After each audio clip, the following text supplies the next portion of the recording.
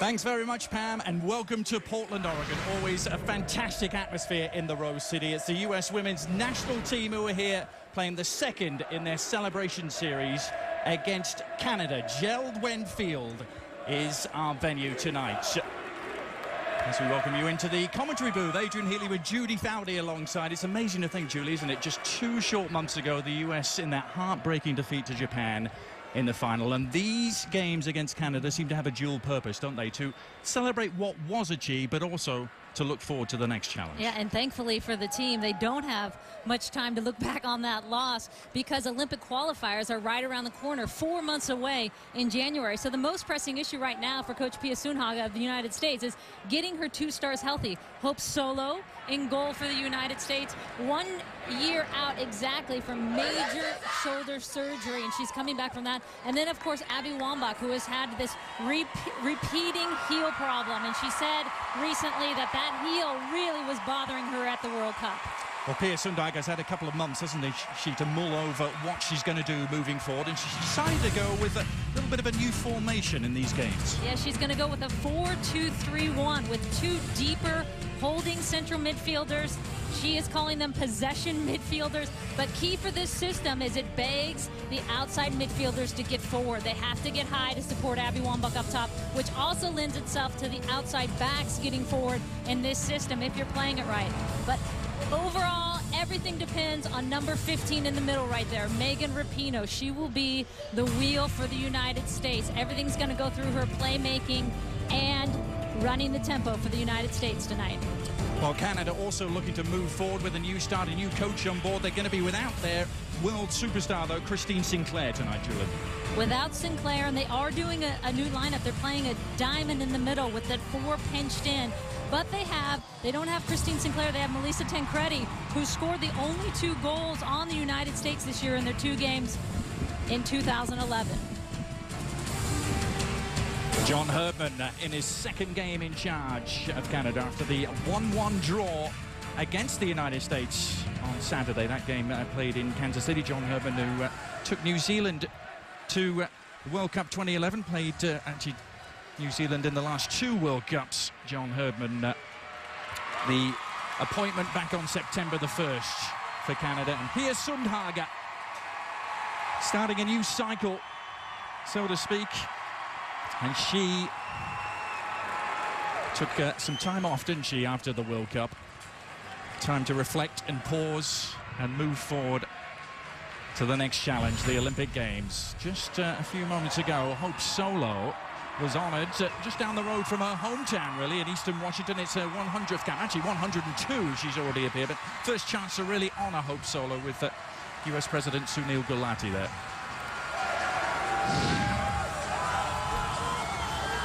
So all set for the 2nd game in this celebration series. The United States in their dark jerseys going from left to right here in Gerald Field, the 2nd of 2 games in recently opened MLS stadiums for the US women's team.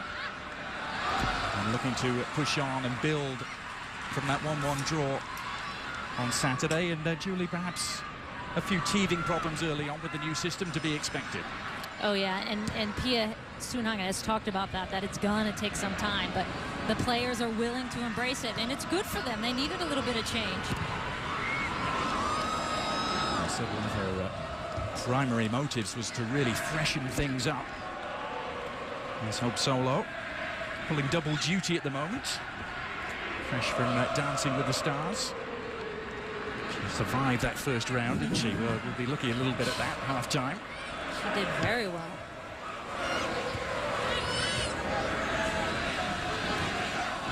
Bueller tidying things up at the back. Let's take a look at who is primed to perform tonight, fueled by Gatorade.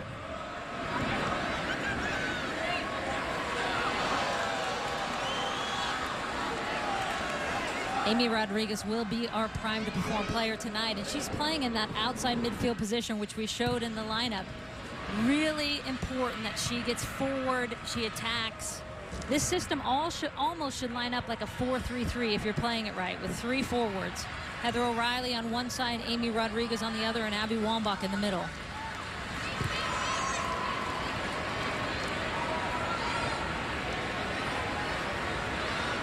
Becky Sauerbrunn getting the start at right back tonight.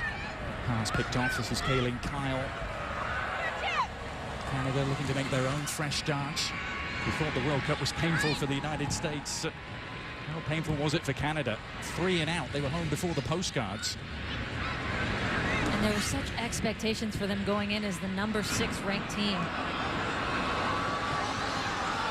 Solo forced to come out ahead of Brianne Wilkinson. Cap number 103 for her. Abby Wambach's flick on. And Abby Wambach in particular, Julie, is a player who's really looking forward to this new system bedding in. She thinks she's going to get more service. She likes the idea of getting more midfielders in there, but the key right there, and that's a good sign for the United States, is you had Heather O'Reilly and Amy Rodriguez both running off of her, getting high. That is always the challenge. Germany played it very well in the World Cup this summer.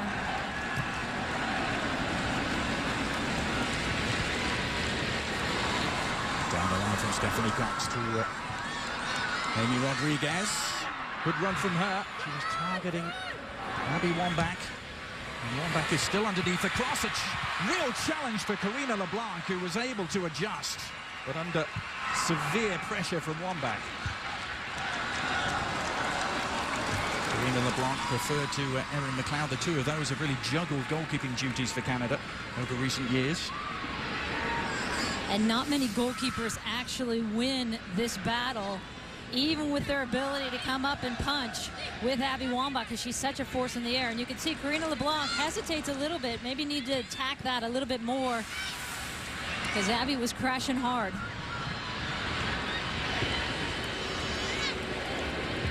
Abby Wambach scored in her last 5 consecutive games for the United States, the last 4 games at the World Cup. And from the penalty spot in Kansas City in that 1-1 draw early on, the United States had a much better first half in Kansas City than they did the second.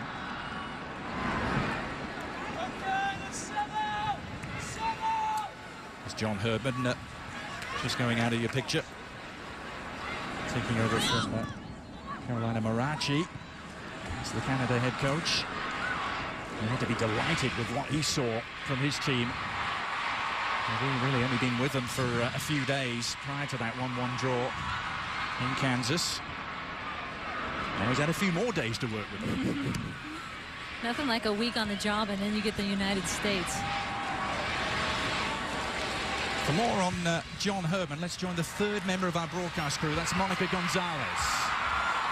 Thanks. In just 7 days with his new team, John Herdman is bringing back the physical Canadian mentality of old. In the Women's World Cup, we saw Canadian play technical. They tried to pass through their midfield, but that didn't really seem to fit the personality of their team too well, and it didn't give them the results that they wanted. So with Herdman at the helm, look for a Canadian team that presses more and plays more direct soccer. Thanks, Monica. Yeah, Canada almost moved to a more skillful, artful passing game. Tried to, didn't they, under Carolina Marachi? Didn't quite work out for them. This is the Rapinoe.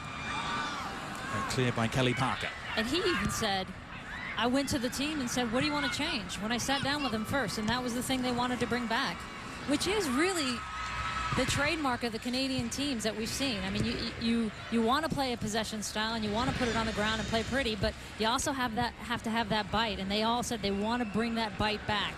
They're not going to switch it all the way back to going to a blunt hammer, but let's have a combination of both in there, which I think is a good move for Canada.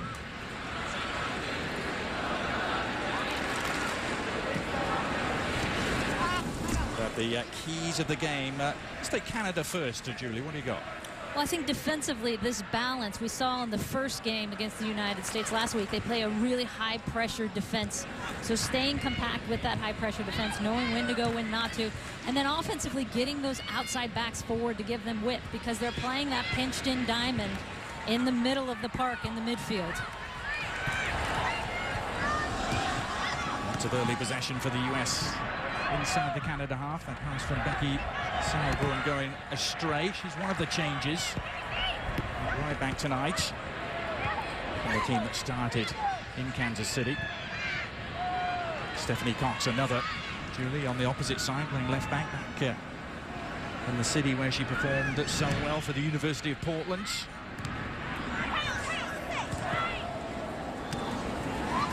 Megan Rapinoe falling into that category too. The two of them part of the University of Portland side that won the 2005 NCAA championship. What about the USA tonight, Julie? They're keys to the game for you.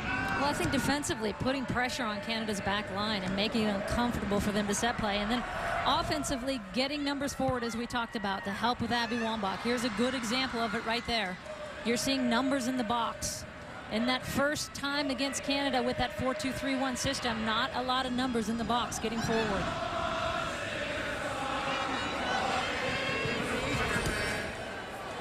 Some good foraging work on the far side by Melissa Tancredi, and a bad cross either.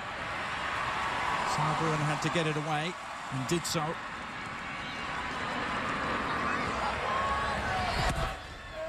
Rampone.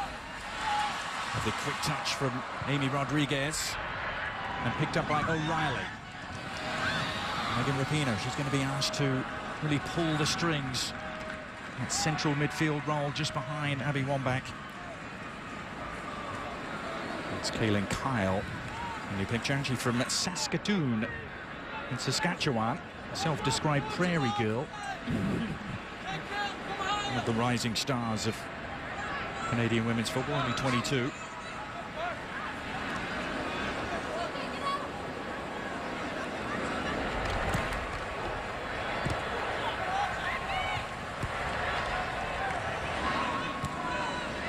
Rampone.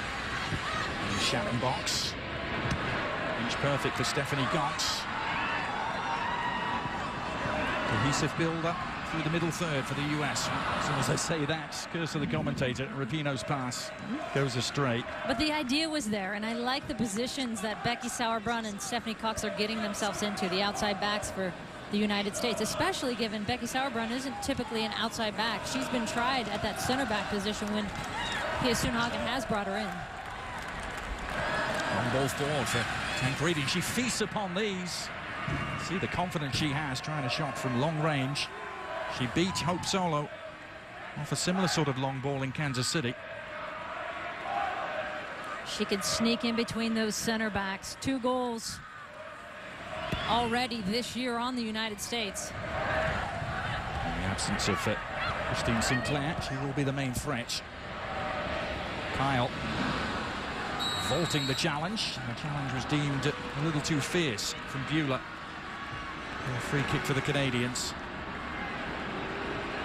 Referee Christina Ibanez. Sesselman winning just her second cap for Canada, trying a long-range effort too, but safely corralled by Hope Solo.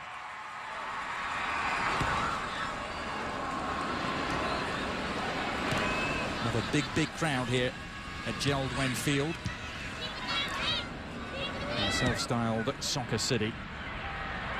We were here last night for a terrific MLS game. The Portland Timbers and San Jose. What a stadium and crowd. Timbers Army is impressive. They had an open practice here, the United States, did they?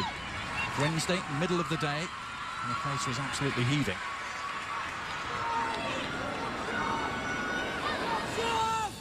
Heather O'Reilly's going to lead this throw for Becky Sauerbrunn. Only one game for her in Germany. That was the semi-final as O'Reilly whips in the cross. Karina LeBlanc dealing with it. You could hear John Herdman. We know he's got a voice screaming to get Rapinoe. The coach for Canada, wanting them marked up tightly on her.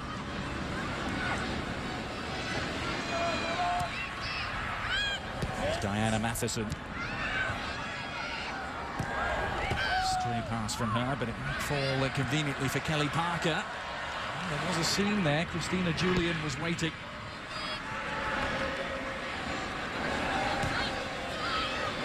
This is It's actually the 50th meeting between the United States women's team and Canada. And the US, as you might expect, with a pretty dominant record overall.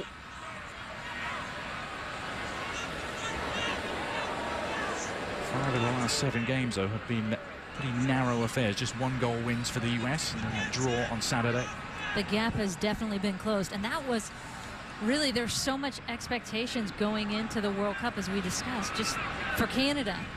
6th in the world, they've never been that high, and then to finish as they did last in the World Cup, especially being hosts of this next World Cup in 2015. As you saw, the last time Canada actually beat the United States, though, back in March of 2001. That was a game at the Algarve Cup, which was actually Hope Solo's 3rd cap. Amazingly, it took Hope Solo 5 games to win a game for the United States.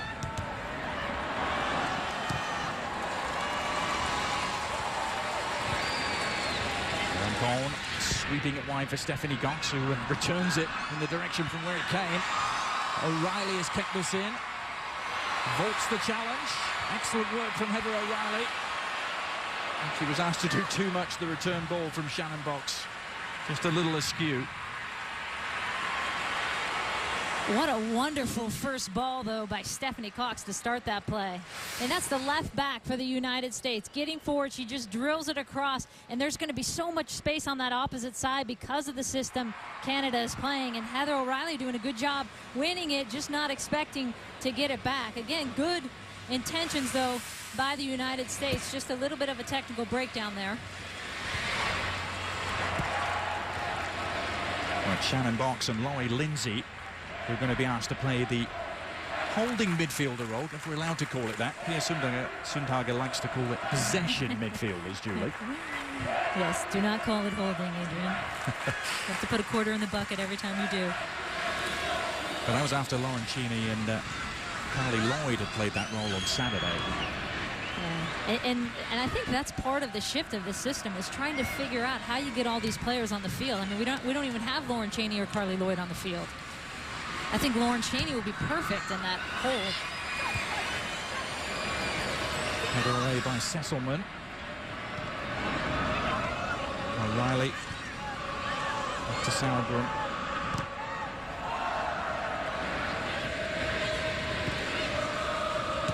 And I think the outside back position will be another position Pia Sundhage is looking at in these next 4 months. You're seeing 2 new ones out there right now. One back. Trying to tee it up. And delightfully. And now Canada looking to hit on the break. This is Julian.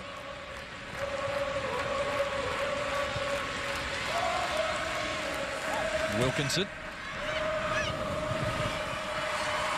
And Tancredi will be the target for any aerial delivery into the penalty area. Rhiannon Wilkinson, well over 100 caps to her name.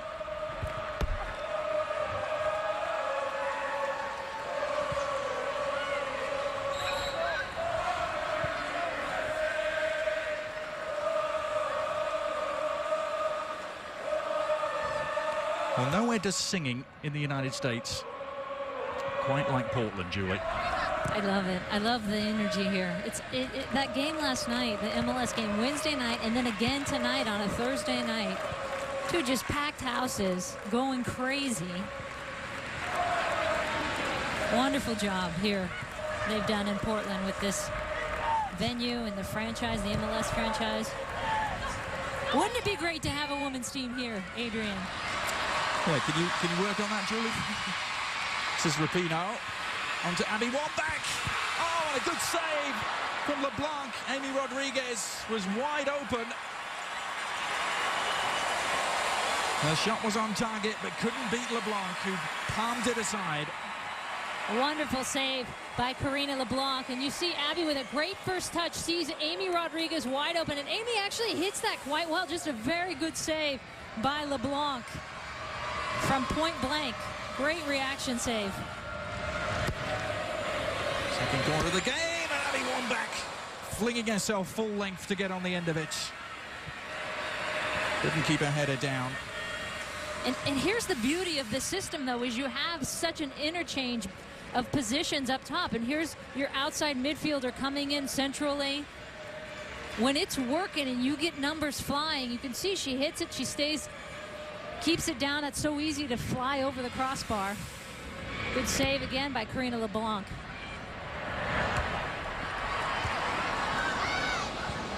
Amy Rodriguez denied. 5 games at the World Cup, but not the final for Amy Rodriguez. There's Lexi Martin.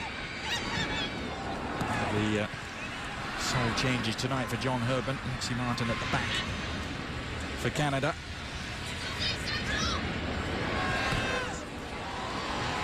Stephanie Cox involved in a duel and a tussle out on the far side.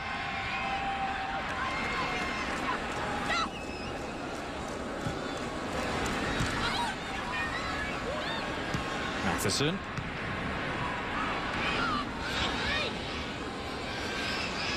Now Rapinoe. Quickly for Laurie Lindsay, who sweeps it on in fine style to O'Reilly. Help offered by Sauerbrunn on the overlap. Now O'Reilly tries to set out her stall. She found the head of Abby Wambach. But another very good sequence for the United States. And with that pinched in midfield for Canada, if the U.S. can switch it quickly, which they are, you can see the space. Look at the space out here on the quick switches. Heather O'Reilly, no player within 20 yards of her. And then you saw Becky Sauerbrunn overlapping and outside back. Good movement. I mean, exactly what Pia Sundhage wants to see in this type of system. Well, Julie, they started to move towards a more possession-oriented game, didn't they, during the World Cup? The sort of game you saw played by Japan and France, perhaps. That has been a focus of Pia's tenure, for sure, is a more possession-style game. It's just, do you have the right players in your system to do that? So interesting to hear Pia talk about a desire to keep things fresh, changing things up. Asking the players to come back and play the same system. She thought might have got a little stale. There's the option to go back to 4-4-2, though, if it doesn't work. Well, I think, and most important, just having the ability to be versatile and switch on the fly in the middle of the game. Sometimes a game dictates that. Got to go to a 3 front or a 1 front or a 5 midfield. Megan Rapinoe played in all 6 games in Germany. Just the 2 starts, though.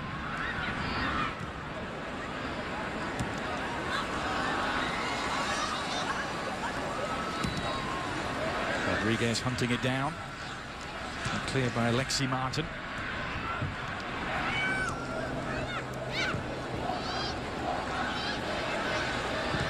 Again, the quick switch. On the near side this time. So, Kaylin Kyle able to get across and disrupt. Quick throw has Abby Wambach inside the area. Battling to get on the end of it. There's Rodriguez teeing up Rapinoe.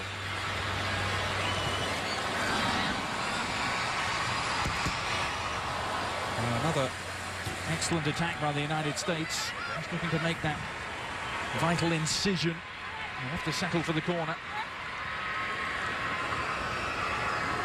Third of the game for the US, 20 minutes in Portland.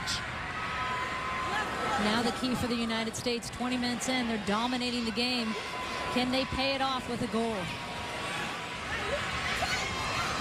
Scored early in Kansas City via the penalty spots. Rapinoe keeping this one low. A bit of a change of approach. He's caught everyone out. The follow-up press equally low, but Canada able to tidy things up.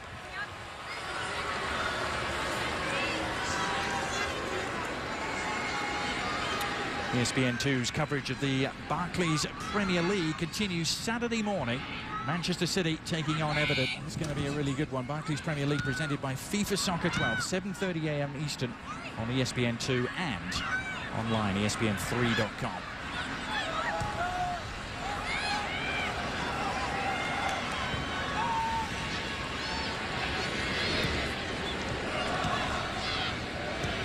Stephanie Cox. Touch on from Abby Wambach.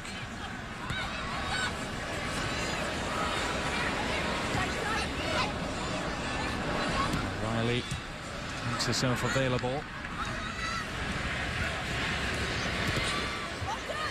Well, Cox just drew the challenge from Leanne Wilkinson. It was a good one. Canada having to defend quite furiously. Here comes the cross. Flicked away by Sasselman. United States swarming around the Canadian penalty area at the moment. Again, Canada hold firm. That was Sophie Schmidt bringing the vital toe end in. Another former University of Portland player, Sophie Schmidt. They're all over the place. They're swarming out here, Portland players. She wasn't sure what sort of reception she was going to get here tonight.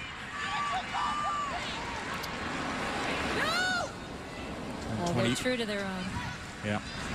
23 during the World Cup. Already a mainstay. This Canadian national team, 67 caps.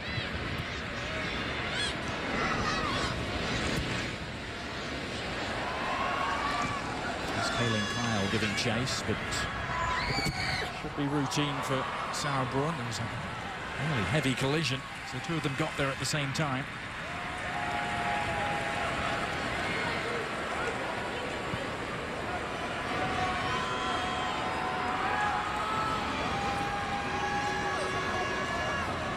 Solo, just the second goalkeeper to reach the 100 cap mark for the United States after Brianna Scurry.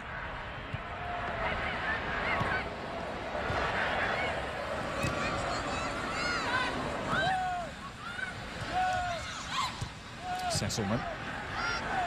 Interesting story, Lauren Sesselman, isn't she? She's at the age of 28, just broken into the Canadian national team. She was number 16 in the bottom of the picture. She just became a Canadian citizen last year. She's a dual citizen, actually. Grew up in Green Bay. And that is the type of outside back John Herdman is trying to bring into this team, because she is a forward by trade that he converted to an outside back, which I think is a smart move. Aquino. Done many times by the United States. Brandy Chastain, Joy Fawcett. Well, she ended the game on Saturday, didn't she, playing up front, and actually had a glorious chance to win the game for Canada. That's her pass.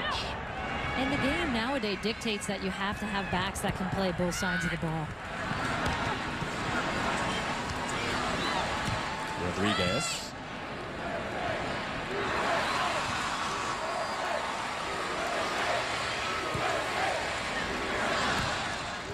Sasselman's clearance. It's the United States possession again.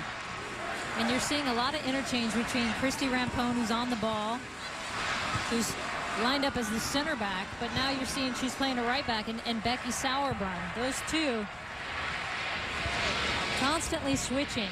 I actually like Christy Rampone in that outside back position. She was, again, another former forward. Scored many goals at Monmouth College.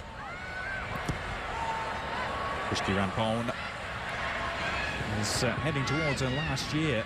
She said she is going to retire if the United States make the Olympics in London. We'll come back to that because Riley's on the move. Great service, Rampone!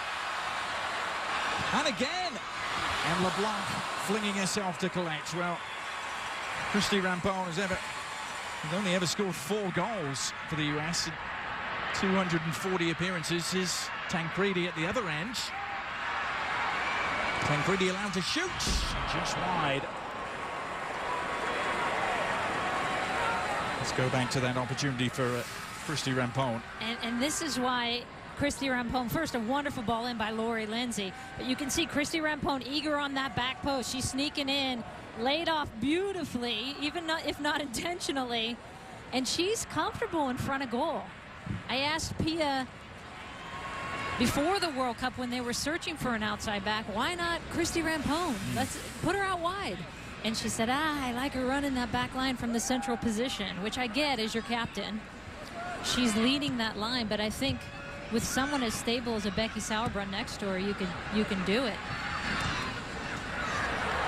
First Lady of Soccer Mums, Christy Rampont, the last surviving member of the '99 team. And cross from Rodriguez, finishing across the face of goal. Rampont again. Rodriguez, nice flight to the cross. LeBlanc could only palm it away. Oh, they have been living dangerously at times, the Canadian defence.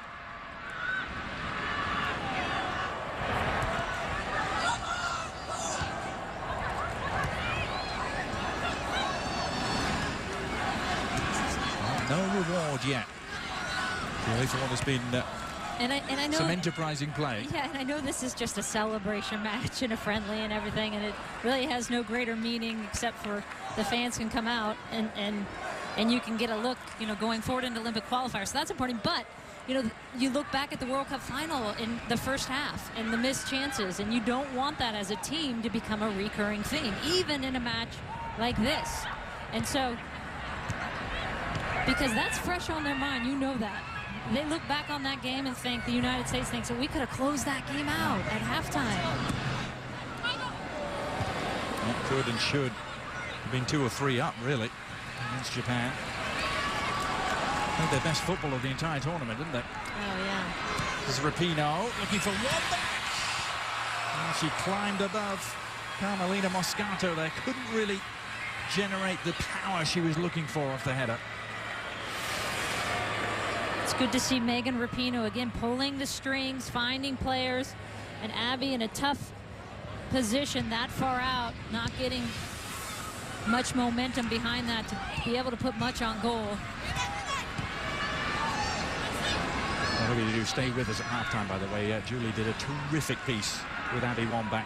She describes in some detail that equaliser against Brazil. Well worth hearing and seeing. And the heartache of the World Cup. I mean, as you said, Adrian, they played their best game in that final, and that's what makes it so raw and you hold on to for so long. I mean, that will haunt them forever. You almost wish you had played terribly so you could say, you know, we had no chance to begin with. But when you play that well and it's in the palm of your hands, it just kills. So near and yet so far. For Canada, it was just so far. Could not have predicted their implosion in Germany. They're actually one of the fancy dark horses heading in as perhaps a team to go all the way. Well, they had the misfortune, didn't they, to be drawn into a very tough group indeed, and the order of matches didn't help them either. They had to play the opener against Germany. And then to have Christine Sinclair break her nose in that first game. I mean, even though she played the second game with a mask, I mean, that, as anyone who has gone through that nose, is incredibly difficult to do. Half an hour gone. The USA chants getting louder in Portland. They're going to have some defending to do here, the US, as Tancredi takes a spill.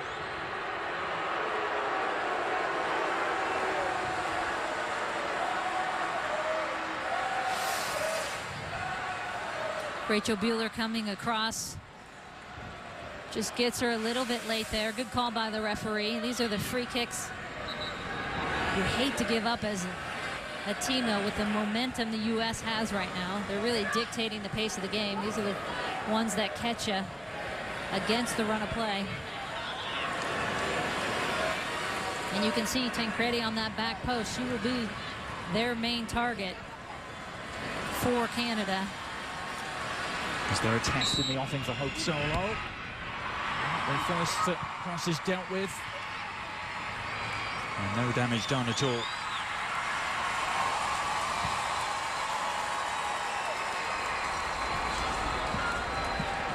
Megan Rapinoe. Some urgency to try and get US back on the front foot.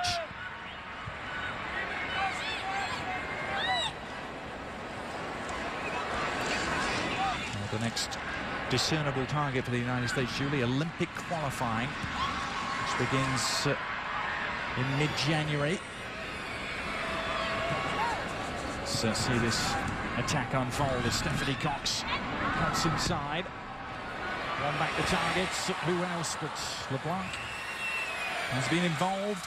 She's been active.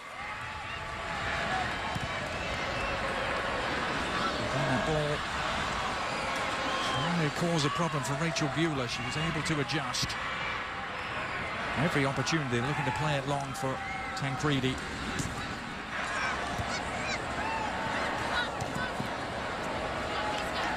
Interesting, is it? We're seeing two teams trying to, in a way, change their philosophies from what they were playing just a couple of months ago. Interesting stages for both of them, and with not a lot of time. 4 months, as you said, Adrian, until those Olympic qualifiers. One back, encouraged to head straight towards goal. Rapinoe is in here. Megan Rapinoe back off the bar. Abby Wambach sees her shot blocked, and the US are denied again. Megan Rapinoe so close to a goal which would have been celebrated wildly here in the city in which she played her college football.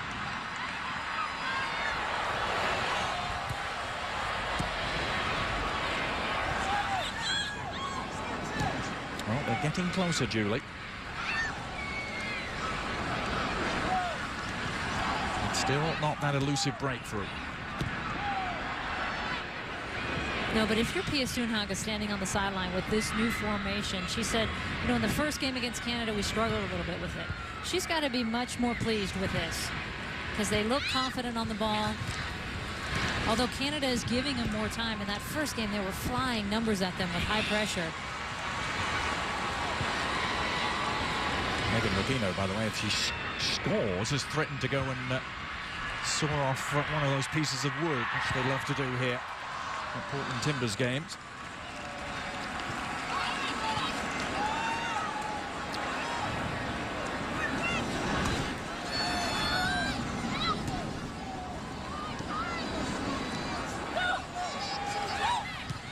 Sophie Schmidt, just a little bit behind Christina Julian.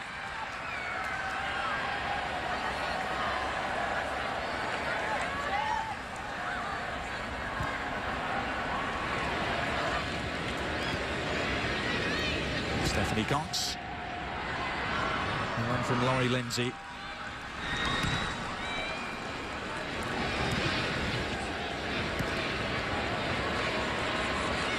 And Brock's going to be a full stretch there to get in ahead of Kelly Parker.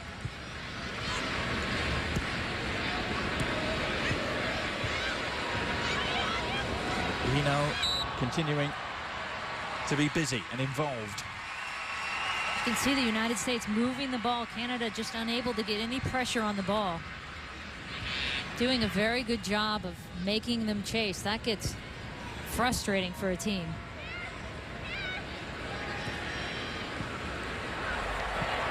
Cohn. Neat and tidy for Sauerbrunn. And Lindsay. And that was picked off by Kaylin Kyle.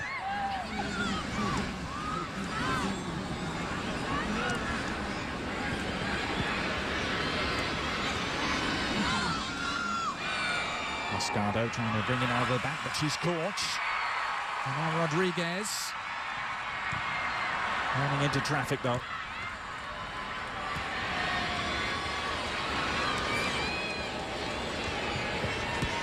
Kelly Parker. Heavy touch from Tancredi. And Shannon Box. Kelly Parker with another full-blooded challenge. Those two have really been competing for those loose 50-50 balls. And I think Shannon Box has come off the worst in this collision.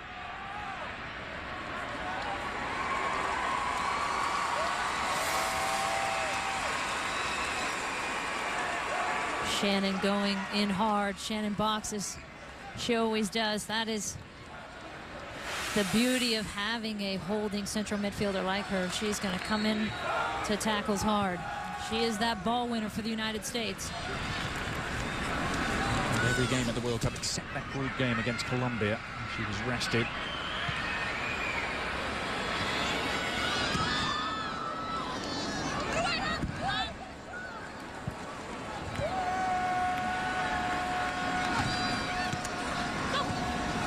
Lindsay. Rampone, 4th all-time on the US list of caps winners.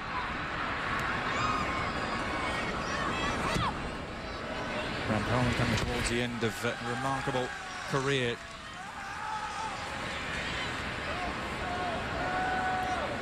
ESPN2's coverage of MLS continuing Thursday night, by the way, with a big Eastern Conference matchup as the Philadelphia Union host DC United. MLS presented by Adidas on ESPN2 and ESPN3.com. Thursday, 8 p.m. Eastern.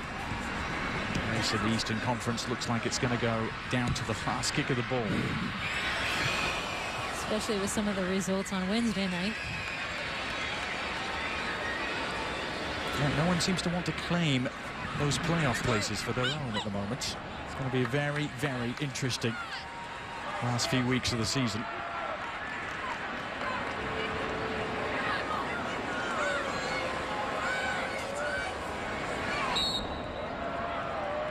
Well, it's handball given against A-Rod.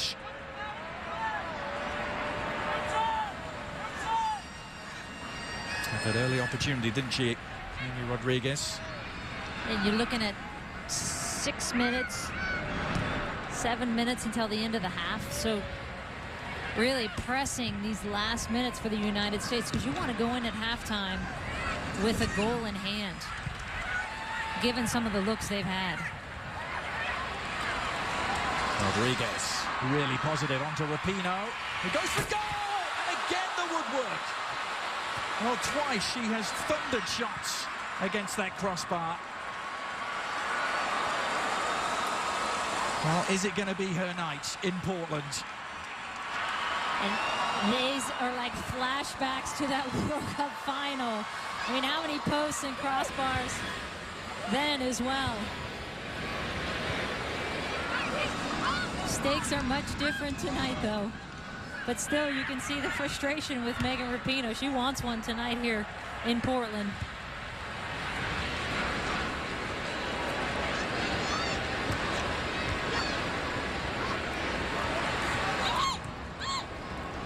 And Sophie Schmidt picking this off. Kyle to Lexi Martin. And Julian on the move. Christina Julian for Canada. And Stephanie Cox able to intervene.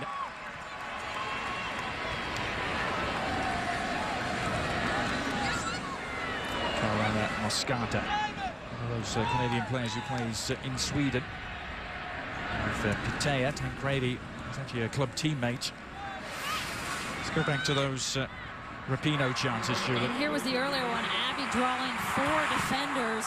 Megan Rapinoe in, just unable to finish it. And here she is with a lot of space and decides from out wide.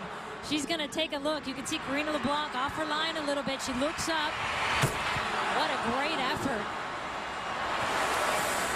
I think the crossbar is still rattling from that second effort. It's the one goal at the Women's World Cup, but never to be forgotten contribution for the biggest goal of all. Abby Wambach's header in the dying seconds against Brazil.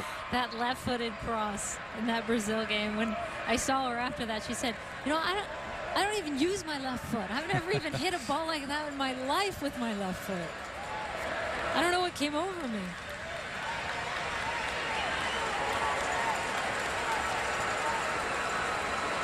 Well, Megan Rapinoe hosted an interesting night at the Kells soccer pub here in Portland a couple of nights ago, where she had to judge a handshake competition. As this ball comes in,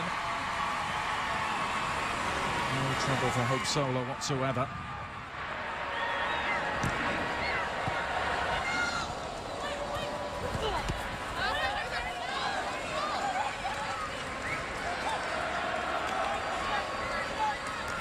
Last few minutes of the first half here in Portland. Adrian Healy and Julie Foudy here to see the second and final game in this celebration series. The United States will be wondering how they're not in front. They still have time to get in front before the break. Abby Wambach to that end, driving into the area, but Martin in her way.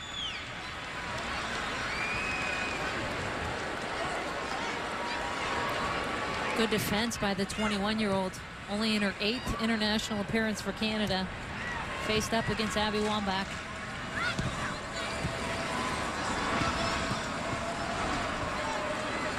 Wambach's feat of scoring in the quarterfinal, the semi-final, and the final of the Women's World Cup was unique.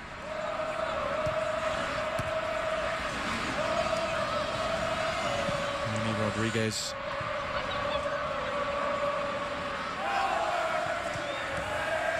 Kaylin Kyle.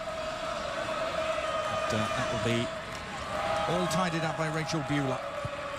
We've talked a lot about Christy Rampone for full-time in the caps list for the United States women's team. More on her now from the other member of our broadcast crew, Monica Gonzalez. I had an opportunity to ask Christy Rampone who she felt would fill her shoes when she retires after the Olympics, and the first name she mentioned was Becky Sauerbrunn.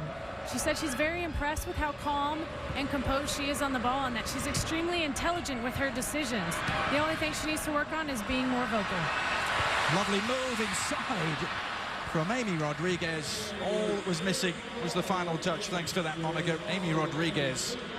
Oh, she skipped so delightfully around the first challenge, Julie. Dealt well with that pressure. In going to... Here it is, you see Abby facing up. Finds that little seam, which is a great hole. Just not getting enough on it. But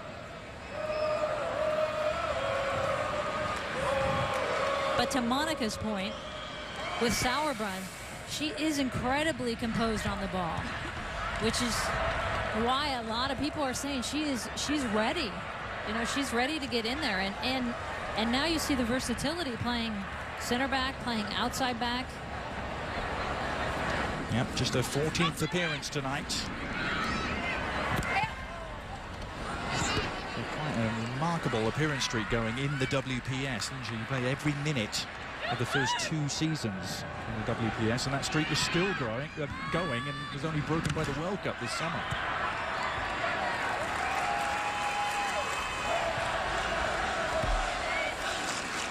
Final minute of the first half.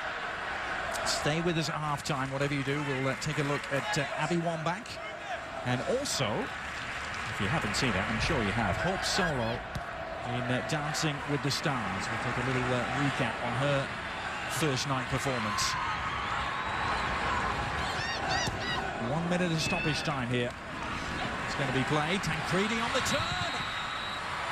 There's an offside flag up. It wouldn't have counted. She really didn't pick up with it, the shot, with any venom. But again, the danger of a 0-0 scoreline. And Canada is a team that will fight for 90 minutes. You know that about them. 2 goals against the United States already this year for Melissa Tancredi. Scored in the first game of the year and played in China.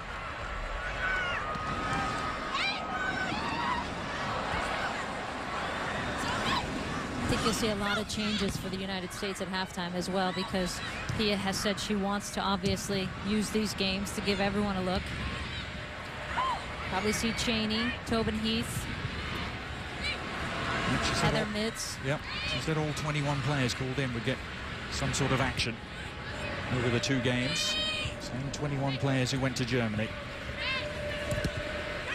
Kelly O'Hara, I bet, as well. Yep. Rapinoe, is there going to be one more opportunity? The cross is going to have to come in late from that same side of the pitch.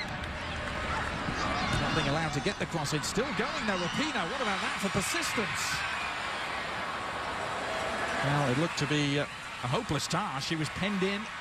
Had 3 Canadian defenders all over her. And she is raising her game here in front of many fans who know her so well. She's got the chance to send in one last corner.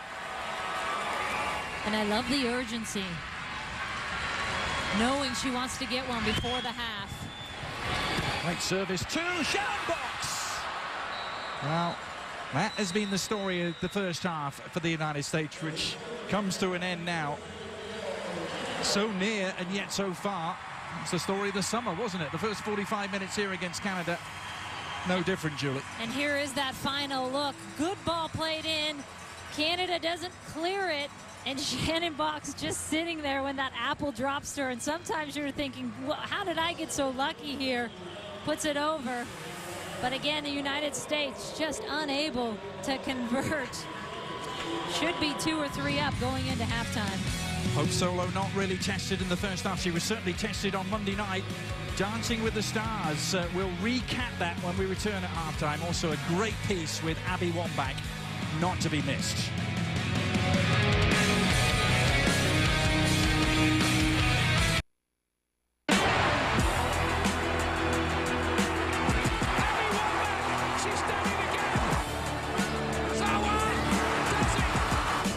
To win the World Cup.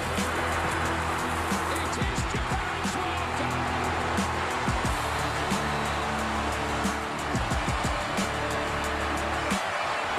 It has been 2 months now since that World Cup final, and Abby Wambach still finds that World Cup trophy elusive.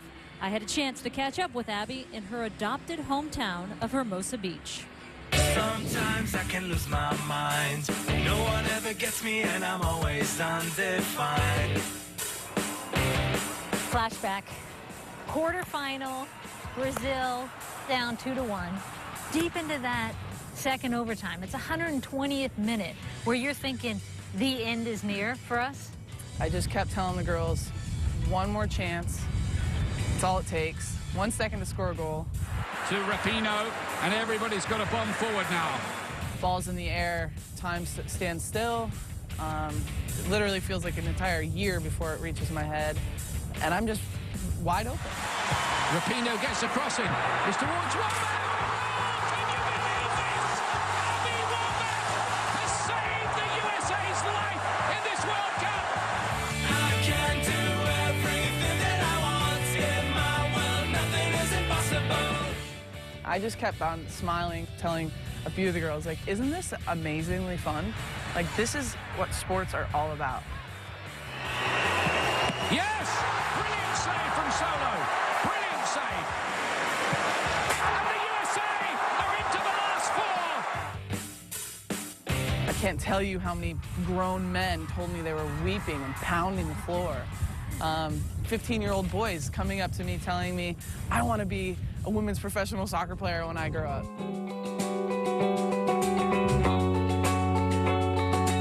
People think that the Brazil game was the final. And, you know, that's nice. I don't have the heart to tell them. Miyama, Sawa does it! Oh, Japan have done it again! Homari Sawa breaks USA hearts once more. Sawa's eyes are closed. Her eyes are shut when she's reaching for this ball. And there's just something more to that day than anything I can explain.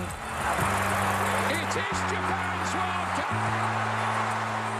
Obviously, their country has gone through so much that if we're going to lose to somebody, then let Japan be the team.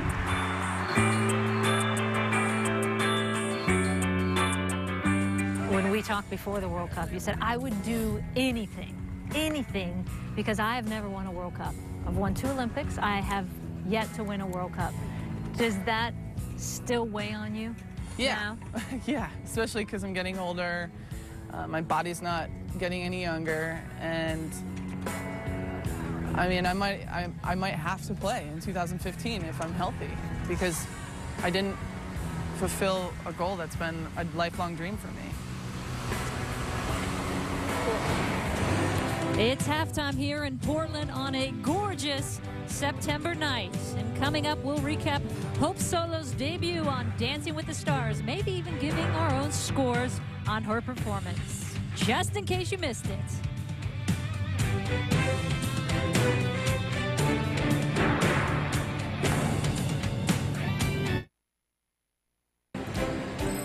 Oh, welcome back to Portland, where somehow the game remains scoreless, 0-0 between the United States and Canada. Hope Solo in goal for the United States hasn't been tested too much, but she certainly was tested as she took her first steps into the unknown, Dancing with the Stars last Monday. Let's have a little look back at how she got on. Dancing the Viennese Waltz. Hope Solo and her partner Maxim Chmerkovsky. Satellite in my eyes, like a diamond in the sky. How I wonder, satellite. I laugh about this weatherman, satellite eyes. You have musicality, now you have to learn control. You do this long lyrical line, you go a little bit like that, you look like you're punching me in the face. But it's all things, again, that you will learn because all the attributes are there. All right, Carrie Ann. What was really impressive was the body contact and the hold, because that is not easy to do. No, it's hard to be that connected to somebody. You guys were connected like glue, and that was wonderful. Good hold, good posture, lovely movement. Rotation was all there. It's got to get a little bit more fluidity and a little bit more softness and a little bit more feminine in your movement. This goes out to all the female athletes out there, including my team who's out in Portland right now. Will the judges please reveal their scores? Carrie Ann Inaba. 7. Len Goodman. 7. Bruno Tonio. 7. 21 out of 30. The next couple who is safe is Hope and Max.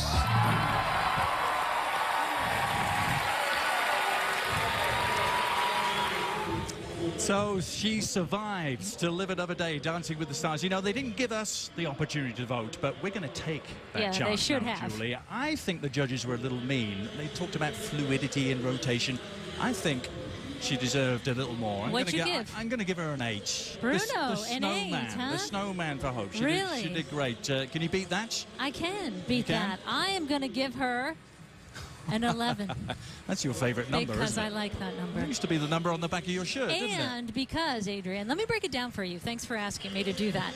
Because look at this. Any female athlete that wears heels that size and does this type of dance with that type of arch should get an extra point. That's a bonus point. Now let's count the spins. 2, 3, 4, 5, 6, 7. And if you do that at home, I don't suggest you do it. You collapse on the floor. 7 spins, she comes out of that very gracefully. And I don't know if you know this, Adrian, but in the Viennese waltz, you have to stay very close together. That's something that's very important. I've learned in my ballroom dancing experience. Look at that. That's grace right there. In heels. That's an 11. Now I see your point, Julie. I really feel I've learned something as well. The Viennese waltz, broken down by Julie Fowler. You've broken down offside traps before, defensive formations, never the Viennese waltz. We're going to start Television breaking down history some here at crossbars next. Goalless between the USA and Canada. Second half coming up.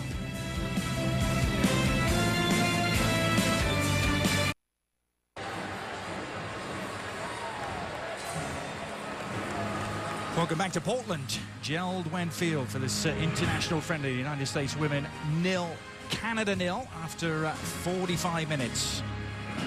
And don't forget, you can watch Hope Solo in Dancing with the Stars Monday and Tuesday, 9 Eastern Time on ABC. Call in on line 1. They're so impressed with our judging and scores, they want us to join the show, Adrian. They just called Well, they're doing ABC. the jive. They're doing the jive next week, I believe. Jive turkey. The United States could have been 2 or 3 up quite easily through the first 45 minutes here. The crossbar denying Megan Rapinoe twice. A couple of other really good opportunities as well. One for Amy Rodriguez. And there have been some changes at half-time to tell you about. One of them on the ball there, Stephanie LeBay, has come in goal for Canada, replacing Karina LeBlanc. There's confirmation of that switch. LeBay on to win just her 9th cap for Canada. A couple of changes too for the United States. And some danger for Shannon Box. There's one of the new arrivals, Heather Mitz, getting her first touch. She's come on for Becky Sauerbrunn. And tonight's substitution fueled by Gatorade. Robin Heath, the other part of the equation there. She's in for Heather O'Reilly. See Heather Mitz back. Julie, at the age of 32, she's not had much luck with World Cups and injuries, has she? I know, always getting these injuries right before World Cups. Good to see her able to go to this one over in Germany, although she didn't get any time on the field over there. She's had better luck with Olympics, though, as Abby Wambach takes over. Chance here for Tobin Heath, his first touch. In dangerous territory. A dancing step-over move from Tobin Heath, but very quickly ended by Sophie Schmidt. And what a pass that is. Julienne is on her way here. She's all alone. Tancredi steaming forward in support. Julienne has the inside track. Still looking for an opening. Now Parker. Well, the better opportunity evaporated for Julienne, but Canada still trying to force the issue. What a ball that was by Sophie Schmidt over the top. And Julienne found herself 1v1, which you don't see happen very much. She is Christina Julienne. We call her Corky. It's a nickname in Canada. Formerly of James Madison University. She may have had an opportunity if she'd pulled that trigger. She had Christy Rampone beat, which is another thing you don't see very often. Didn't pull the trigger, and Rampone recovered. And Sesselman with the cross. Beyond the reach of Tancredi, but retrieved by Parker. Great service! On that same end, has seen woodwork struck for a third time. A bullet of a shot by Julienne. But the post coming to the rescue for Hope Solo. And a strong first few minutes by Canada, though. And here they come out. What a nice look by Julienne, because she's coming across her body behind her. She's able to put that almost on frame. Nice opportunity.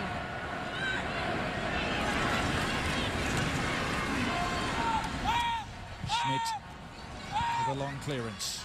So somehow this game has stayed scoreless. John Herdman doesn't know how. He saw his side get a 1-1 draw against the United States, remember, on Saturday at Livestrong Park in Kansas City. The US women's team coming to 2 new MLS venues for the first time this season. It's part of this celebration tour.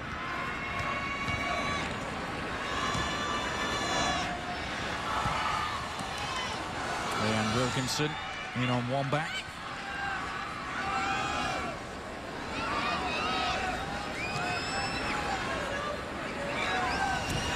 Stephanie Cox.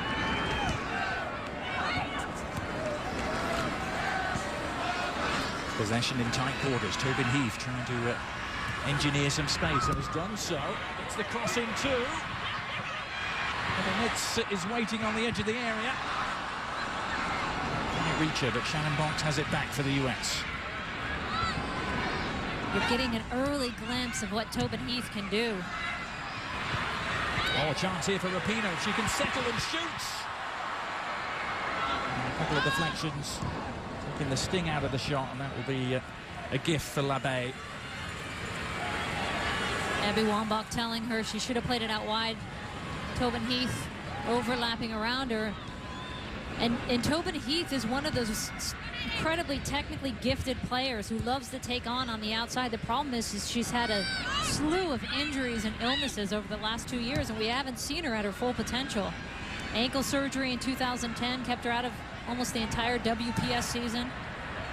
Nice to see her healthy again and gaining confidence. 4 substitute appearances at the World Cup. She was the youngest member of the 2008 Olympic squad, wasn't she, Tobin Heath? And it's the Olympics that the US have in mind next, their next big challenge. Remember, Olympic qualifying beginning January the 19th. The whole tournament we played just up the road from here, really, in Vancouver at BC Place. Over 10 days in January. Top 2 teams from CONCACAF will get to go to London next summer. And before I get your thoughts on that, Julie, there's going to be a significant substitution here because Hope Solo is going to depart, having received officially her 100th cap tonight in front of her fans in the Northwest. And she's going to make way for a goalkeeper winning just her second cap. Well, let's listen to the reception Hope Solo gets.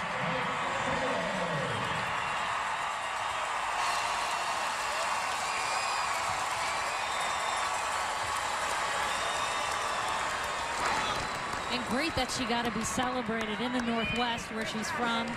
She said yesterday how important that was for her and her family. Wonderful career. Well, maybe a different sort of career starting to open up for her as well. She's in training every day. Has her dance partner Max with her wherever she goes. She was walking away from training yesterday, going straight to rehearsals. And that will be an interesting balance if she continues to progress in the show, because that show goes all the way through December. And as you just mentioned, Adrian, Olympic qualifiers are in January. Yeah. And Tobin Heath continuing her electric start. And what a shot too! Palmed away by Labbe. Tobin Heath making things happen inside the penalty area.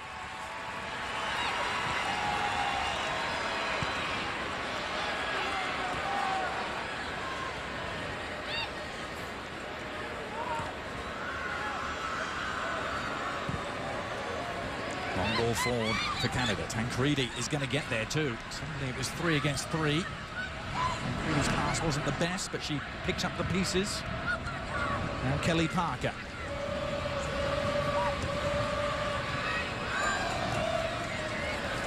Rachel Bueller remaining unmoved, and that was one that Tobin Heath didn't quite get right. See Heath and Rapinoe playing together out there. Rapinoe's diagonal ball is perfectly angled for Amy Rodriguez. And here's the potential of a Tobin Heath, and a confident Tobin Heath. Takes a nice touch to get around and then pulls it back, and just with a little bit of a window tries to get something on frame. And what a nice save for Labbe, who's just come into the game cold into the second half as the new keeper for Canada. One back just out of your picture, left a foot in there on Rhiannon Wilkinson. Wilkinson recovering quickly enough. Maybe one back. And missed the 2008 Olympics, didn't she? Breaking her leg in that final warm-up game. Another heartbreaking story of someone missing right before a big competition. Literally the game, last game before they were going over to Beijing. Another switch here for Canada is Desiree Scott coming on for Kaylin Kyle. 25th cap for her. She plays up in Vancouver. Just 300 miles away from here. Top I-5.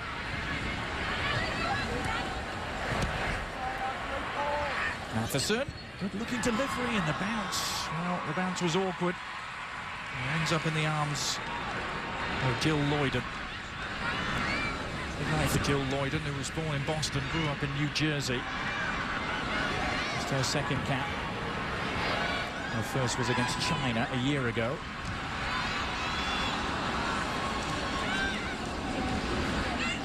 It's Parker on the turn.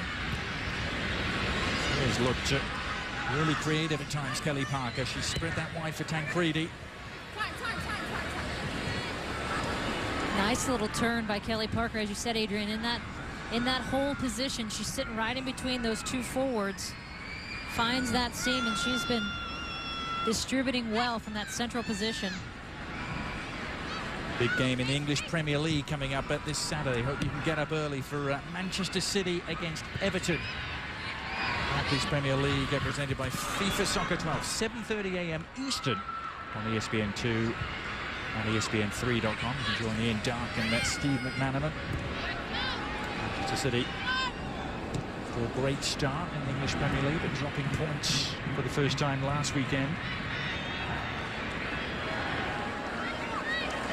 John Herdman, incidentally, the new coach of Canada, is a big Newcastle United fan, I hear, Julie. And here we thought he was a Sunderland fan. Yep. We're just going to give him a big hug. That's what my in-laws are. He was a former Sunderland youth coach before he moved to New Zealand, Herdman. Because, I'm Newcastle. Now, Rodriguez, but she's offside. I've seen the offside flag come up too many times tonight.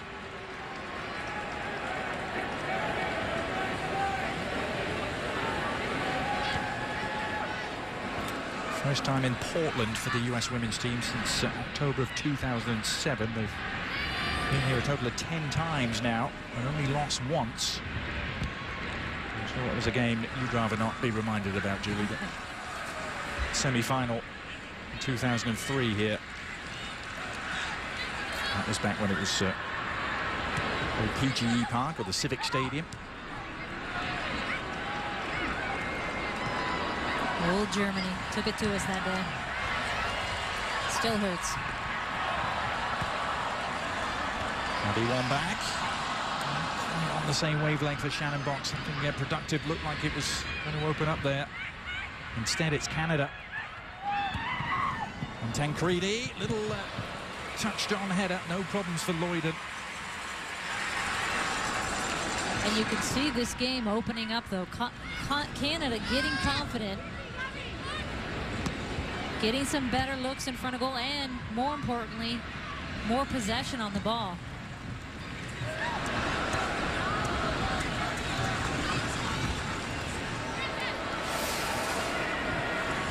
And here's Julian again, trying to just slide it in to Tancredi. Another very good ball. Probably just needed to flick it a little higher. Could have got something on because Jill Lloyden was off her line.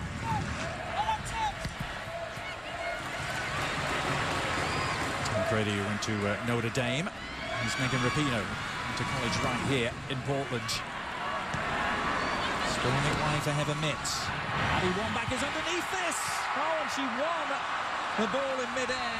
He was all over Labbe, but she couldn't steer the header on target. Big chance getting away.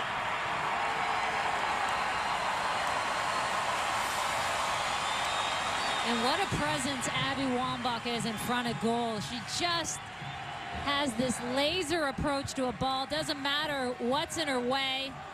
Going up for this, Labbe comes out, and if you come out as a goalkeeper, you got to get something on that when you're that far out. Abby Wambach will want that one back because she knows she had an open look there. And she scored in her last 5 games for the US. She scored tonight. She'd equal her personal best 6 in a row. She sent back in 2004.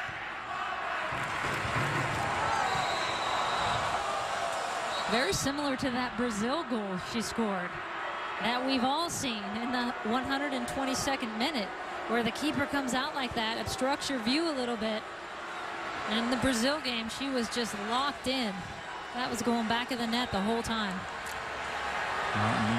You have to wonder whether she's going to go 90 minutes. She didn't the other night. She came off for Alex Morgan. There's going to be a couple of changes happening now. Lauren Cheney is going to come in. She's going to replace Laurie Lindsay. We're also going to see Kelly O'Hara going on for Rodriguez.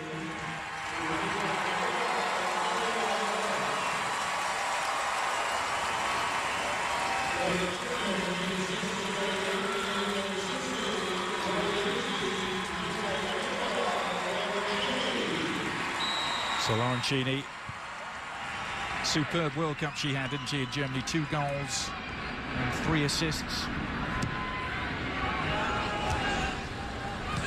Interesting to see where she plays. Looks like she's going to play that deeper role again. That deeper possession, not holding, possession role in midfield next to Shannon Box, with Megan Rapinoe staying at the point of that triangle. Well, let's get some thoughts on that change in formation from Pia Sundinga to a 4-2-3-1. Monica Gonzalez had a chance to talk to Pia at half-time. That's right. I asked Pia how the new formation is working out, and she said, great, except for one thing.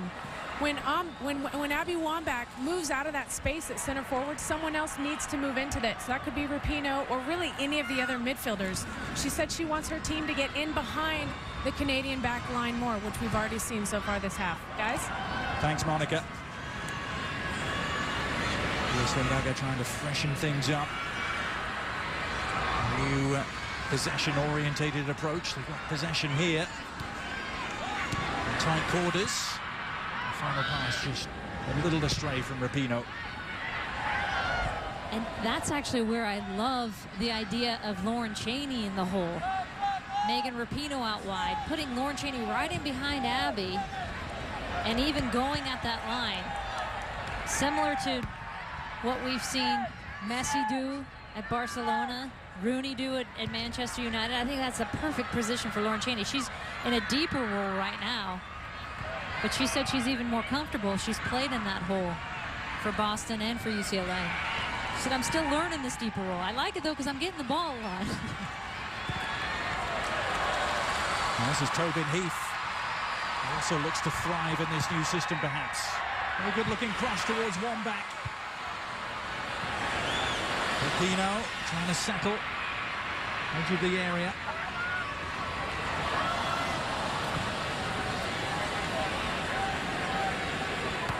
Tancredi providing the outlet for Canada.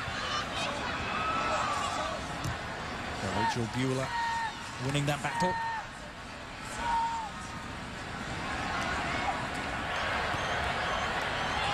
Martini.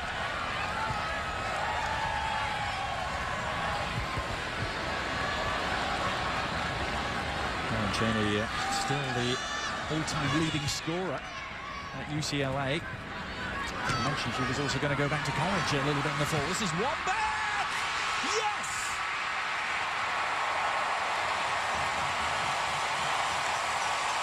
One more for Wambach. The Abbey Road leads to goal. 6 games in a row for her now. She matches her all-time best.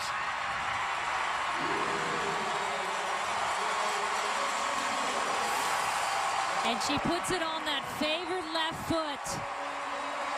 Good pressure by Kelly O'Hara there, and there's Abby with just hitting it perfectly. Great pressure to win the ball back quickly for the United States. And that's when you hit it with your sweet spot. Look at that left foot, it comes off clean. What a great goal. That is the danger and the power of Abby Wambach. She could score in so many different ways with her head in tight. From the 18, when you don't think she even has a full chance, she makes a half chance into a full chance. An astonishing goal-scoring record. 124 goals now. At international level, she's now just 6 behind Christine Lilly, who's second all-time on the US goal scorers list. She was being serenaded by a big crowd here in Portland. At last, the breakthrough for the United States.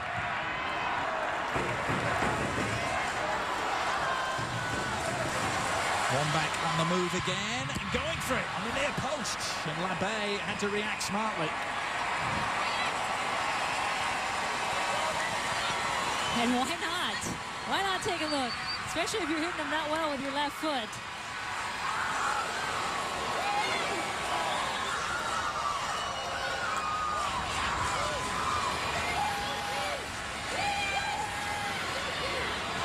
Rapinoe. To prime the pump here. Good delivery, Wambach. Couldn't quite steer it back across goal. The United States looking to strike while the iron's hot.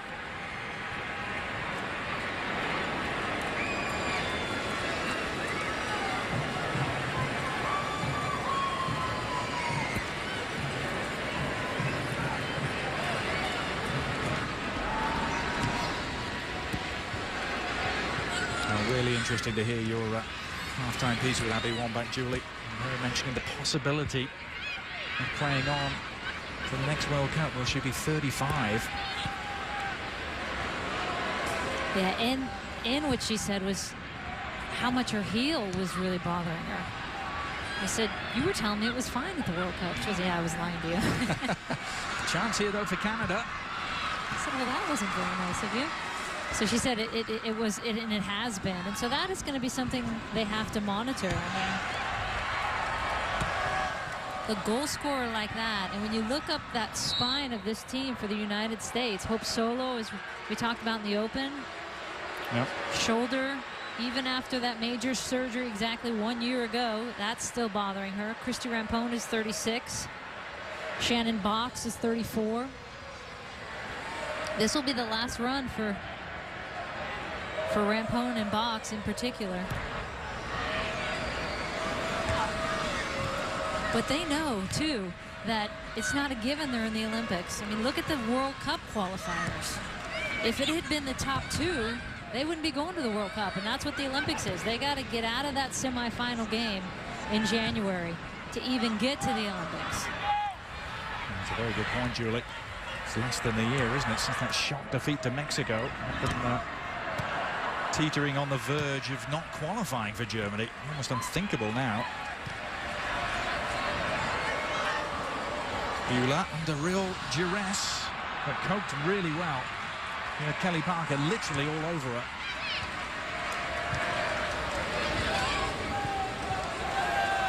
It's about the midway point of the second half in Portland. Abby Wambach's thundering shot, the difference between the two teams. Ironic, isn't it? They've had so many opportunities inside the penalty area tonight. And then it was the long-range blockbuster that did the trick.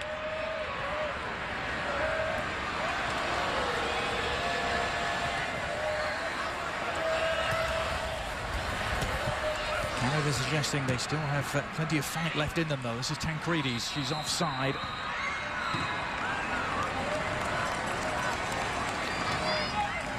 Remember, this Canada side without their all-time leading scorer and their inspiration, Christy Sinclair, who was given these 2 games off. She wasn't the only member of the Canadian national team to take a break, but the break was sorely needed, wasn't it? Yeah, Candace Chapman as well. I mean, the two of them just finished up the WPS season winning the title with the Western New York Flash, and they haven't had a break for years. I mean, very understandable. There was a thought, Julie, that Canada actually over-prepared for the World Cup in Germany, almost a case of cabin fever setting in. They were in Italy for close to 4 months.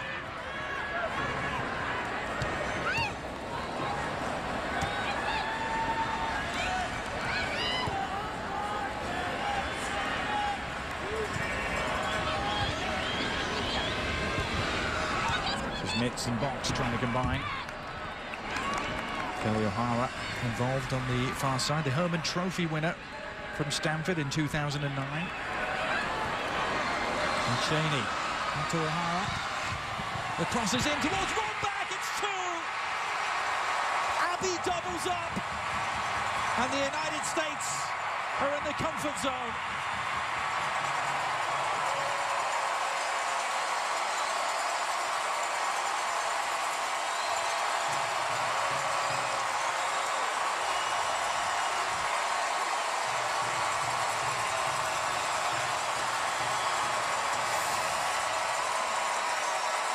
And Kelly O'Hara does so well to even get this whipped across.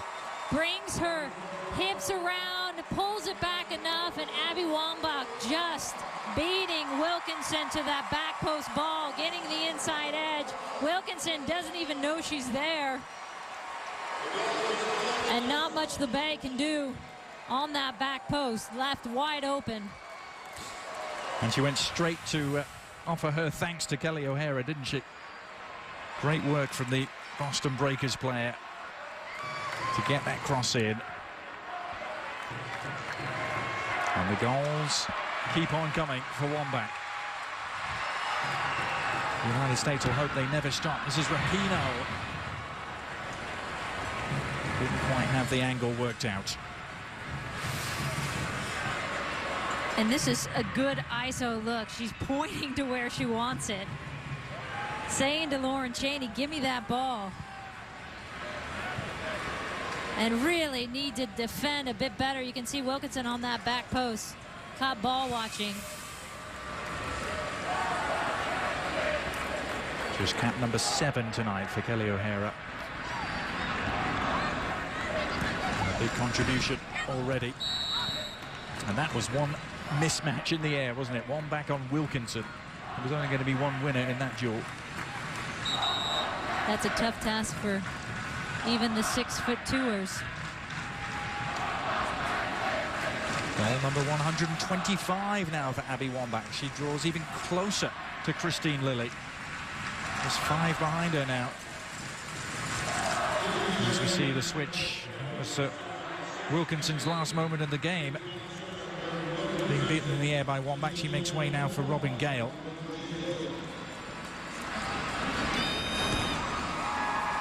ESPN2's coverage of Major League Soccer continuing on Thursday night. A big Eastern Conference matchup with the Philadelphia Union against DC United. MLS presented by Adidas on ESPN2 and ESPN3.com. Thursday, 8 p.m. Eastern. Hope you can join us for that. It really should be something very special indeed. Those 2 local rivals.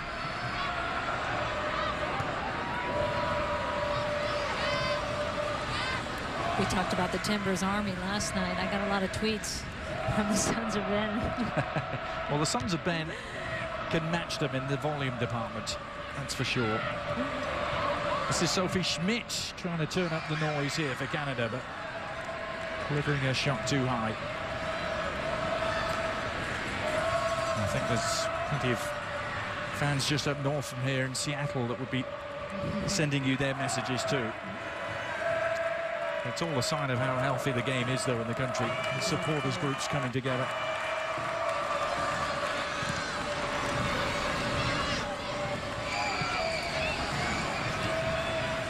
Two big games in 2 nights here at Gerald Wen Field in Portland. And you look at the clock, and it's 2-0 up. And some people think, well, this game is over, but you have a lot of players out there saying, I have almost 20 minutes here to make my mark, because Pia is on the sideline looking. 4 months' time, she's got to put a team together. And not only that, she's got to put a team together with 3 less players than she could bring here. She can only take 18 to the Olympics eventually. That's a good point, Julie. It's going to be a smaller squad in London. This is Rapinoe. A thundering tackle from Moscato. It was so well timed. Combination through the middle, just breaks down Matheson trying to thread the killer through ball. Good read by Heather Mitz. And the nice thing as well is that you got a lot of versatility here. Tobin Heath playing outside. She could play in that hole where Megan Rapinoe is. Lauren Cheney could play there. All of them have played out wide. Lovely play between Heath and Shannon Box all the way through. O'Hara nearly got there. Heather Mitz does, but so too Sesselman.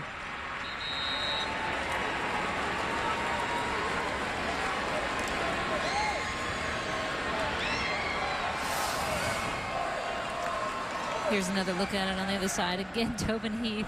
Little flare. I love that. Shannon Box.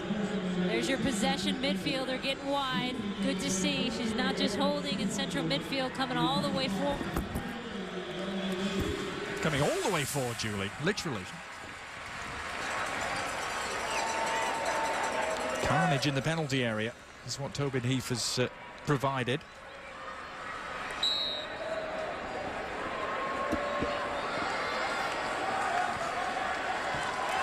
Shannon Box. And Cheney going down, but no foul given.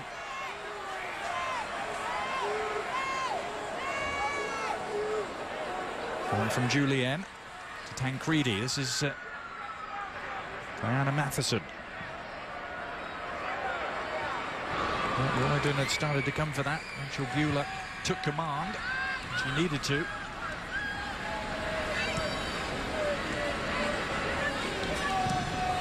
Robin Gale. Again, Tancredi jumping with Loyden. And Jill Loyden winning the duel. For a brief time in Australia, Jill Loyden on loan with the W League team down there.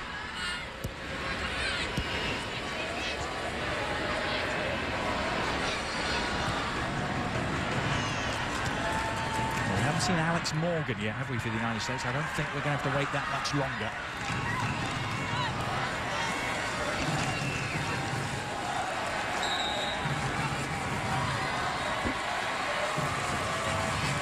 Right on cue.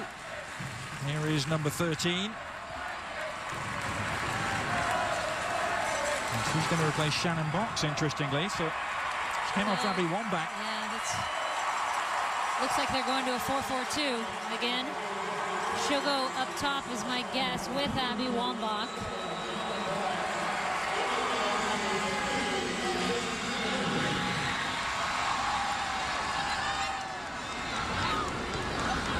Good work from Tobin Heath.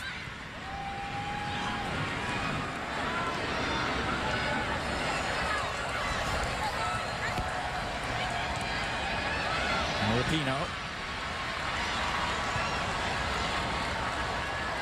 O'Hara, Rapinoe, header nets on the overlap. Going to use her though, checks back inside.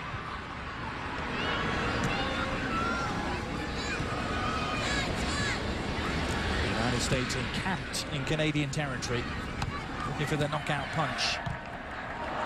U.S. went to a 4-4-2 about this time in the last game against Canada as well. Well, the huge roar you just heard was for Pia Sundhage, displaying that she still got it. She does. Kept it beautifully.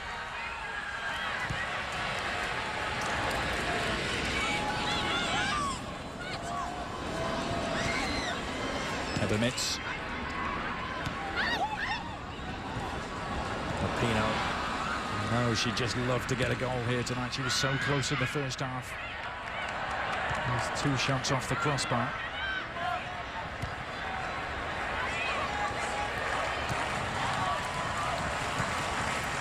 You mentioned the road ahead for the United States, Julie.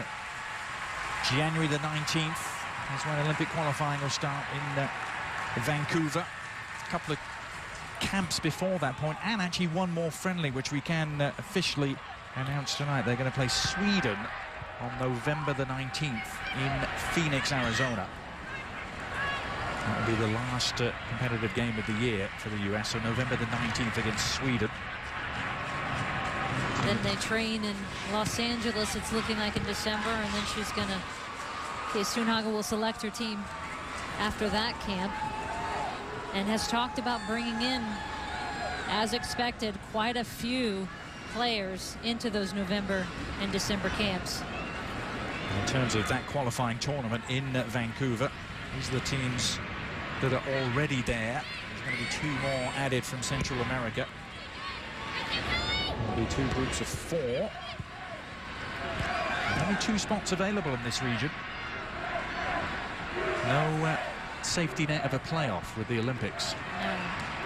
No safety net, and really Canada, Mexico, and the U.S. are the only ones with a realistic chance.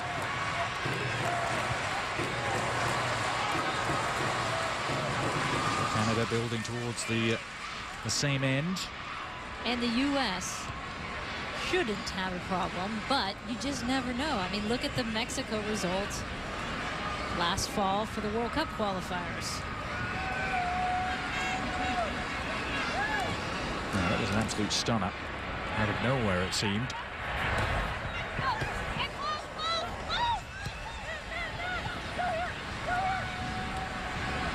There's only been 2 previous editions of Olympic qualifying in CONCACAF, and the United States have won both. Never hosted Olympic qualifying, though. It's always been somewhere else. Mexico and Costa Rica, places they've been before. Another change forthcoming for Canada. One of the new younger players coming on. This is Tina Romagnolo. It's going to come on for Diana Matheson. Romagnolo, who's at college at Syracuse.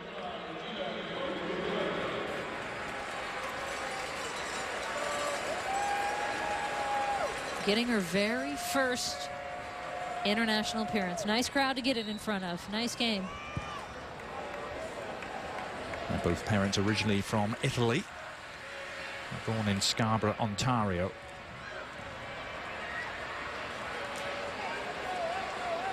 Now Alex Morgan. Tobin Heath.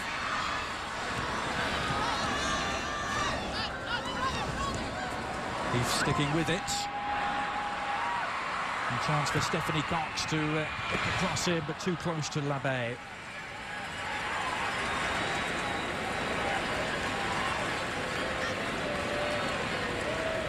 So switch back to 4-4-2 at the end of this game, as they did Saturday in Kansas City, Julie. And Pia mentioned that she was hoping in that 4-4-2 system, especially with Alex Morgan and her speed up top, that they would stretch the game a little bit more. We haven't seen that tonight when they've moved into that 4-4-2 system. There's Romagnolo. Good cross from her.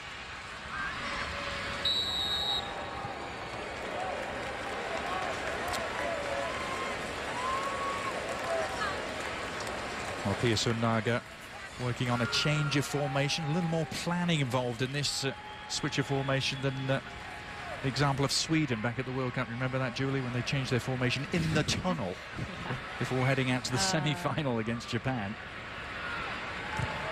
Yeah, I didn't think that was a smart move. But this, I think, is a good move. I think it gives them versatility, gives them flexibility. And she's got to be pleased. And it's going to be a work in progress. It gives you more options. And I think the tendency in this type of system. There's Alex Morgan. And they've been plugging away at that near post, Julie. Alex Morgan, the latest to try her luck. And she loves to unleash it on that left foot. We've seen how well she can do it. But the challenge again in this formation is getting those numbers forward and getting players running in behind defenses, because when you're essentially in a 4-5-1, you got to make it convert into a 4-3-3. That will be a process for the United States. Pino's corner, Labbe in trouble. It was nearly an own goal. It was cleared off the line in the nick of time by Robin Gale.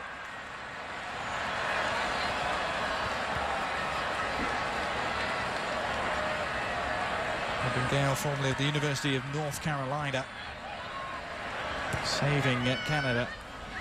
Could have been a self-inflicted wound too. But that for a sweeping pass from Bueller. Didn't quite find her target, but O'Hara's picked it up regardless. Morgan.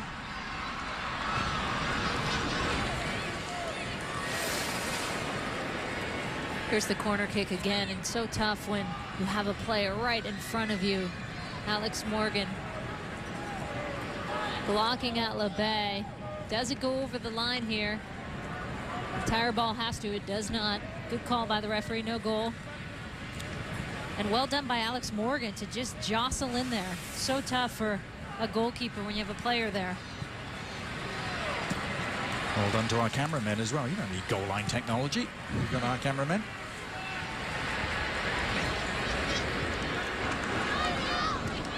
This is Melanie Booth. Desiree Scott.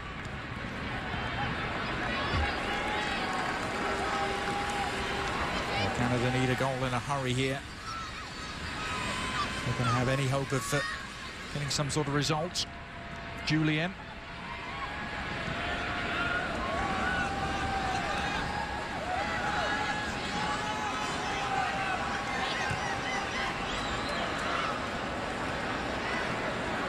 There will be positives, and plenty of them, for Canada to take out of the game, Julie, if they're going to end up on the wrong end of the scoreline. John Herdman will certainly have some pluses to talk about. Plus missing a few players, with Sinclair out, Candace Chapman, both of them away. Some injuries. Temko is injured right now.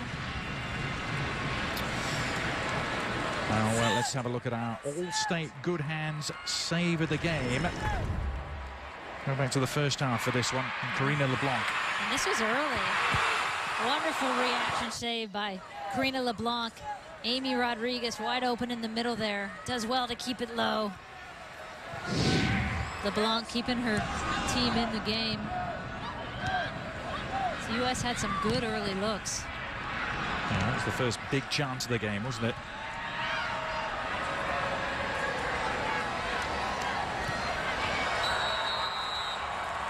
It's a feisty challenge for Abby Wambach, and she's going to add a yellow card to her 2 goals for her evening's work.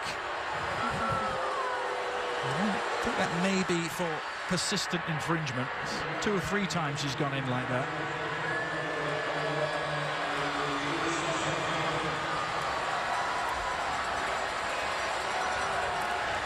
Always the competitor. Hard to dial it down for a friendly. Which is what we love. No such thing as a friendly, Adrian. It's a lovely touch from Wambach. Going back to the football. Almost release Rapinoe.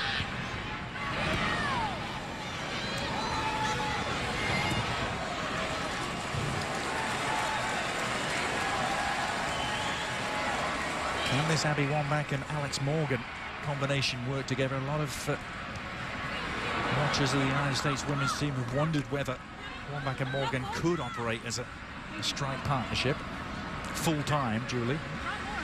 And I like that you have this nice balance of Abby, of course, being more the target type player, Alex Morgan with the speed up top, like an Amy Rodriguez brought.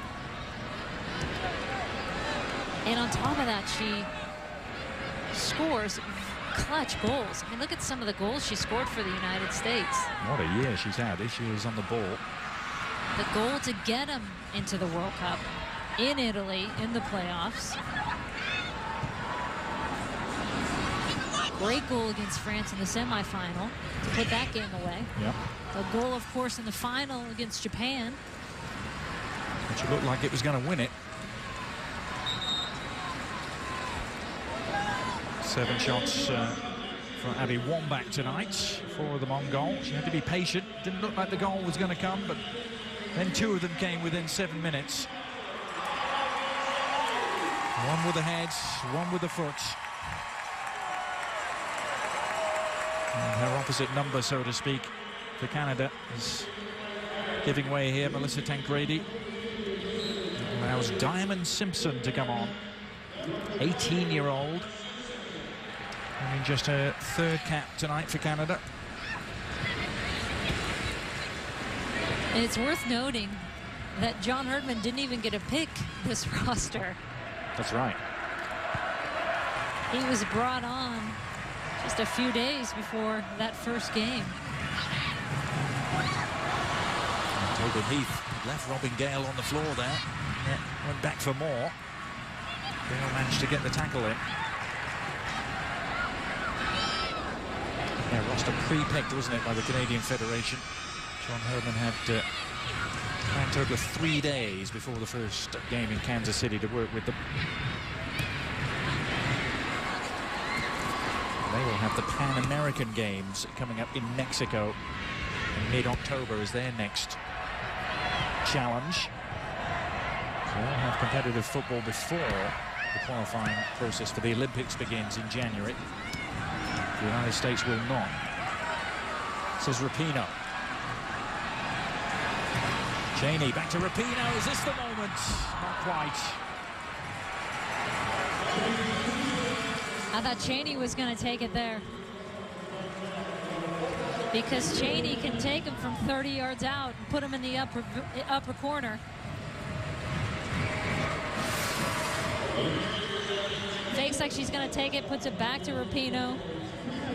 Possibly a little bit optimistic from that distance.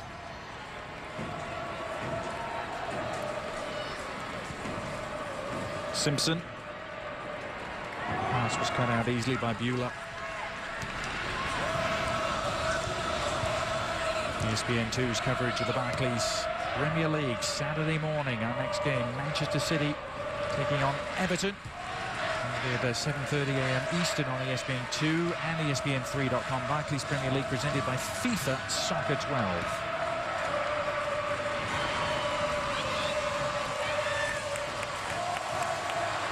There's Rapinoe surging forward, allowed to go a long way. Morgan, on it goes. O'Hara, similar sort of spot. Can she deliver the same sort of cross? Falls for Mitz. Oh, Heather Mitz, side footage. and bringing a smart save out of Labay. Mix has only ever scored twice for the US and not since 2004. Look at that grin. That would have been so great if she put that one in.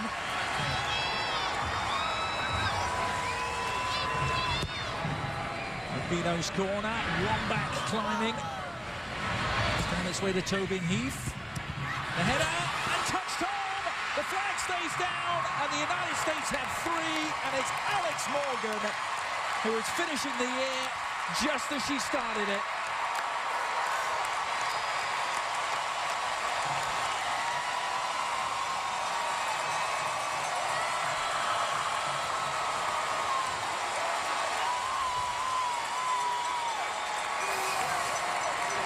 And Alex Morgan has this wonderful ability to put herself in the right spot at the right time. And she's just lingering in there, as all great goal scorers do. Staying in the middle of it and is ready. She makes it look easy, but she has a real sixth sense for getting in there in the mix. What a year it's been for Morgan. It's her 10th international goal. It proved to be the final kick of the game, and the United States surging to a 3-goal victory in the end here at Portland. Hope Solo played her part in the first half, made way early in the second half, when the game was still very much in the balance, Stuart. And I think the United States has to be pleased, given that they haven't had time together, they haven't worked on this new formation. They all admitted they were a bit rusty from the last 2 months of taking a break, finishing out WPS season. So good things to build on in this 6-week break, and then you regroup in November and December and literally turn that page and think Olympic qualifiers, not too far away. Lots to mull over for Pia Sundhage. She'll be delighted, though, I'm sure, with the outcome of this after a hard-fought 1-1 draw in Kansas City. Big improvement for the United States here tonight. They had their work cut out for them at times against Canada, but really powered on in the last half an hour of the game. 2 from Abby Wambach and 1 from Alex Morgan. Don't go anywhere. We'll be talking to Abby Wambach when we return to Portland after these words.